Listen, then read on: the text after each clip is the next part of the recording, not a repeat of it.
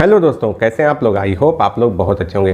दोस्तों, अगर आप इनकम करते हैं तो उसे कहीं ना कहीं सेव जरूर करते होंगे। हो सकता है टैक्स सेविंग के लिए भी आप PPF, NSC, mutual fund, FD इन सब में निवेश करते होंगे। और म्यूचुअल फंड को मैं ज़्यादा प्रमोट कहता हूँ कि अगर आप सब में कर रहे हैं तो एक बार म्यूचुअल फंड में भी जरूर निवेश कीजिए। इसके पीछे मेरे क्या लॉजिक है, इसको मैंने कई वीडियो में बताया है। फिलहाल आज की वीडियो में हम एक तुलनात्मक अध्ययन देखेंगे कि अगर आप इन सारी स्कीम में निवेश करते हैं और साथ में म्यूचुअल फंड की ELSS स्कीम में करते हैं जिसमें आप टैक्स सेविंग भी कर सकते हैं, तो आपको किस तरह से उसमें फ़ायदा होता है। और यह भी आप जान पाएंगे कहीं ऐसा तो नहीं कि आप और सारी स्कीम में निवेश करके अपने पैसे को गंवा रहे हैं, या आप जितना प्रॉफिट ले सकते थे आप नहीं ले रहे हैं क्योंकि आपको लगता है कि म्यूचुअल फंड ELSS में रिस्क है। तो ये चीज़ें भी थोड़ा क्लियर करेंगे। तो चलिए शुरू करते हैं। नमस्कार दोस्तों, मैं कुंवर जैन सिंह आपके अपने चैनल फाइनेंस की पाठशाला में आप सभी का स्वागत करता हूँ। दोस्तों, इस चैनल पे हम लोग फाइनेंस से संबंधित डिफरेंट टॉपिक्स पर बात करते हैं और खासकर उन सारी स्कीम पर जो गवर्नमेंट एम्प्लॉय को डायरेक्टली इनडायरेक्टली लाभ पहुंचा सकती हैं। तो चैनल को सब्सक्राइब करके बेल आइकन बटन को प्रेस जरूर कर दीजिएगा और साथ में मेरे मोटिवेशन के लिए इस वीडियो को लाइक भी जरूर कर दीजिए। तो चलिए शुरू करते हैं आज की पाठशाला।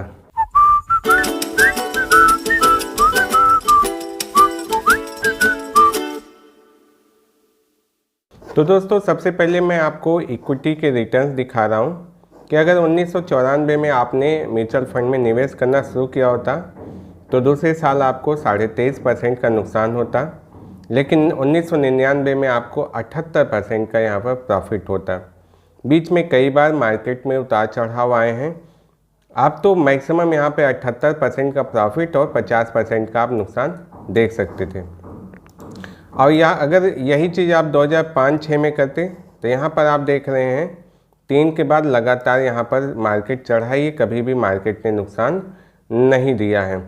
2008 में एक बार मंदी आई थी, लेकिन अगर वो चीज़ें कंटिन्यू रहती तो आपको नुकसान नहीं रहता। औसतन आप 23% का प्रॉफिट यहाँ ले रहे थे और जिस साल आपको सबसे कम मिला था वहाँ पर वो था 3.2% का।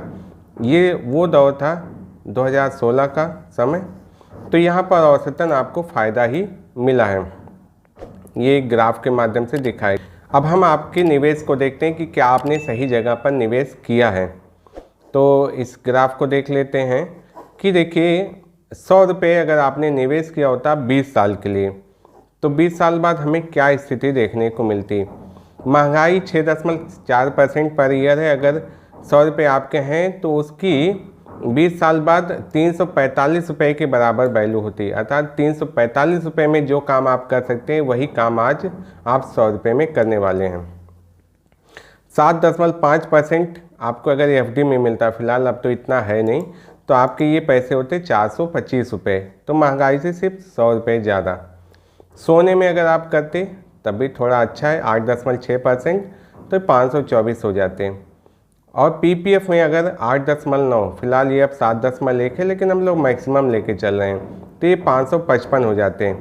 और 20 साल का अगर निफ्टी का देखा जाता है, जिसे हम शेयर मार्केट का इंडेक्स बोलते हैं, ये है 749। अगर इसमें आप रहते और निफ्टी 50 में देखा जाता है जिसमें टॉप 50 कंपनियाँ रहती हैं इंडिया की, तो ये आपको देता 1139 रुपये।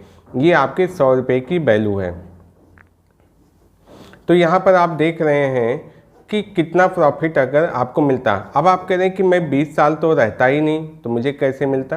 लेकिन दोस्तों, हम निवेश करते हैं तो करते समय हम भले सोचें कि यार हमको ज़रूरत होगी तो हम निकाल लेंगे, या हो सकता है हम इतने साल ना कर पाएँ, लेकिन लोग करते हैं इतने साल तक निवेश और उसका फ़ायदा लेते हैं। बहुत लोग जो घबराते हैं, जो मार्केट गिरता है तब डर जाते हैं और पैसे को निकाल लेते हैं, वो इस फ़ायदे को नहीं ले पाते हैं। तो ये FD, इक्विटी और सेविंग अकाउंट का हम लोग देखते हैं। इक्विटी का मतलब आपका स्टॉक मार्केट, तो 4% के दर से सेविंग अकाउंट, ये सब मैक्सिमम हम लोग लेके चल रहे हैं। FD में 8% जो कि शायद ही हो। अब निफ्टी 15 ये होता ही है, इसने दिया है इतना 15 साल में।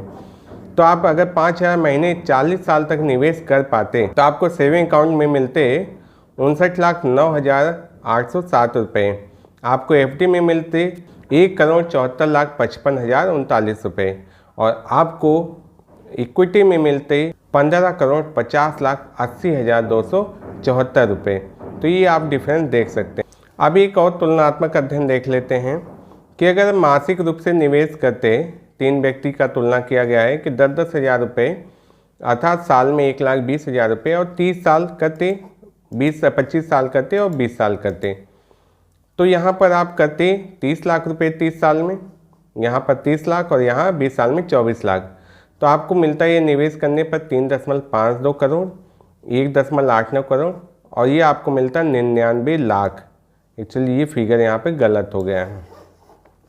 तो आपकी बढ़ोतरी होती है 9.80 गुना, 6.30 गुना और 4.16 गुना। दोस्तों म्यूचुअल फंड में चक्रवृद्धि ब्याज कंपाउंड इंटरेस्ट के कारण निवेश पर 5 वर्ष में लगभग 2 गुना फंड हो जाता है, और मैंने तो देखा है लगभग 3 साल में मेरे फंड 2 गुने हो गए। मैं आपको एक कैलकुलेटर भी यहाँ दिखा देता हूँ कि वास्तव में जो फिगर यहाँ दिखाया जा रहा है 99 लाख क्या हो सकता है। तो ये मैंने कैलकुलेटर ओपन कर लिया है और इस पर मैं जाता हूँ सिस्टमेटिक इन्वेस्टमेंट प्लान पर।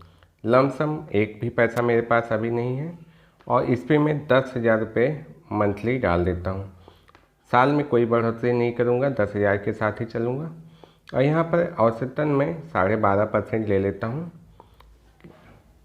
अब इसका टाइम हम देखेंगे 20 साल, और चलिए इसे कैलकुलेट करते हैं। कैलकुलेट दबाने पर आगे देखते हैं कितना आता है अमाउंट। तो ये आ गया 97,83,000। तो ये 97 लाख से थोड़ा कम भी हो सकता है और ये 1 करोड़ भी हो सकता है। अब आपका डिपॉजिट कितना रहा है यहाँ पर 24 लाख रुपए, और आपका रिटर्न यहाँ पर 73 लाख रुपए। अगर ये रिपोर्ट आप देखते हैं तो रिपोर्ट में आप देख सकते हैं कि हर साल आपने 1,20,000 जमा की। पहले साल रिटर्न कम है, लेकिन ये कंपाउंडिंग हो जाता है और हर साल ये मूलधन में जुड़ता हुआ चला जाता है। तो ये एंड बैलेंस जो है ये आपका बढ़ता रहता है, और ये आपका टोटल हो जाता है 97,83,725 रुपये, नियर अबाउट 99 लाख। तो आई होप दोस्तों ये वीडियो आपको काफ़ी हेल्पफुल लगी होगी। अगर आपको अब ये समझ में आता है कि मुझे भी म्यूचुअल फंड में करना चाहिए, थोड़ा रिस्क लेना चाहिए, क्योंकि मार्केट का अप डाउन आता है। जब मार्केट गिरती है तो लोग घबराते हैं और उस समय अपने फंड को देखकर पैसे निकालने की कोशिश करते हैं। दोस्तों अगर आप पीपीएफ में निवेश करते हैं तो 15 साल तक अपने फंड को नहीं देखते हैं, एफडी करते हैं तो 5 साल तक नहीं देखते। म्यूचुअल फंड जब आप करते हैं तो उसमें आप तुरंत अपने फंड को क्यों देखने लगते हैं? आप हर समय अपने फंड को देखते हैं। जैसे आपने खबर सुनी कि मार्केट डाउन हो रहा है, आप म्यूचुअल फंड को देखना शुरू करते हैं और पैसा निकालना शुरू करते हैं। जिस समय लोग पैसा डालते हैं उस समय आप पैसा निकालते हैं और फिर बाद में आप म्यूचुअल फंड से दूरी बना लेते हैं। तो ये चीज़ें नहीं करनी है। हम लोग एक फाइनेंशियल फ्रीडम की जर्नी में है। और दोस्तों मैं नहीं कह रहा हूँ कि आप 1 साल में सारा फंड कर लेंगे, 2 साल में कर लेंगे। आप 5 साल 10 साल रुक कर देखिए इसे, मेरी तरह वाच कीजिए। मैंने 5 साल जब अपने फंड को देखा है तब मेरे अंदर वो विश्वास आया कि हाँ म्यूचुअल फंड सही है, म्यूचुअल फंड में निवेश किया जा सकता है। अब 25-30 साल अभी लगातार निवेश करने हैं। अगर आप रिटायरमेंट प्लानिंग कर रहे हैं तो 60 साल की एज तक की तो प्लानिंग कर ही रहे होंगे। तो फिर निवेश में आप 1 साल 2 साल 4 साल की प्लानिंग क्यों करते हैं? फिलहाल दोस्तों पैसा आपका है, निर्णय आपका है, मेरा काम है आपको सिर्फ सलाह देना। दोस्तों अगर आप चाहते हैं कि म्यूचुअल फंड परचेज करने में या आपकी फाइनेंशियल प्लानिंग में मैं आपकी कोई हेल्प करूं, तो आप डिस्क्रिप्शन बॉक्स में दिए गए लिंक में अपनी डिटेल भर सकते हैं। वो डिटेल मेरे पास आ जाएगी, फिर हम बात कर सकेंगे। आई होप दोस्तों ये वीडियो काफ़ी हेल्पफुल लगी होगी। वीडियो पे कमेंट करने के साथ साथ लाइक भी जरूर कर दीजिएगा। मैं इस चैनल पर ऐसे ही यूजफुल कंटेंट लाता रहता हूँ। चैनल को सब्सक्राइब करके बेल आइकन बटन को प्रेस जरूर कर दीजिएगा। तो चलिए मिलते हैं किसी और वीडियो में ऐसी इन्फॉर्मेशन, नॉलेज और अपडेट के साथ। तब तक के लिए नमस्कार।